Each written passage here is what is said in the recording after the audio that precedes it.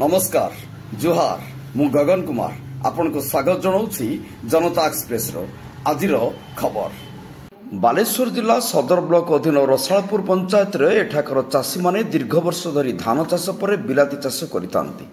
चलित वर्ष मध्य एठी बहु मात्रा रे बिलाती चाष होइथिला। फल आमदानी समय अदिनिया वर्षा जोगु बिलर आंठुए उपर को पानी माड़ी जुबारु एकर एकर बिलाती चाष नष्ट हो जाइछि, जहा फल चाषी एबे चिंतारे केमिति सुझिबे ऋण।